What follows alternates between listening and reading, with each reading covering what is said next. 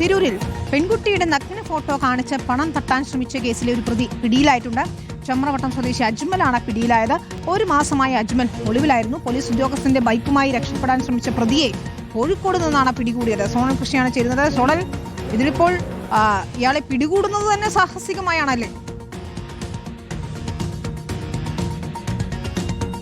വിനിത, തീർച്ചയായിട്ടും ഈ പെൺകുട്ടിയുടെ, അതായത് ഇതിൽ പറയുന്ന പരാതിക്കാരിയുമായിട്ട് മുൻപ് 22കാരൻ ചമ്രവട്ടം സ്വദേശിയായിട്ടുള്ള അജ്മലിന് പ്രണയമായിരുന്നു. അങ്ങനെ ചില കാരണത്താൽ ഇവർ ബ്രേക്കപ്പ് ആകുന്നു. അങ്ങനെ വേർതിരിഞ്ഞ് നിൽക്കുന്ന സാഹചര്യമാണ്. അതിനുശേഷമാണ് ഇയാൾ ഒരുമിച്ചുണ്ടായിരുന്നപ്പോൾ ഉള്ള ചില ചിത്രങ്ങൾ ഉൾപ്പെടെ കാണിച്ച് പണം തട്ടാനുള്ള ശ്രമം നടത്തുന്നത്. അങ്ങനെ ആ പെൺകുട്ടി ധൈര്യപൂർവ്വം വന്ന് പോലീസിൽ പരാതി നൽകുകയാണ് ഉണ്ടായത്. തുടർന്ന് ഈ പ്രതിയെ പിടികൂടാൻ വേണ്ടി കഴിഞ്ഞ ഒരു മാസമായിട്ട് പോലീസ് ശ്രമിക്കുന്നുണ്ട്. പക്ഷേ ഇയാൾ ഒളിവിലായിരുന്നു എന്നുള്ളതാണ് പ്രധാനം.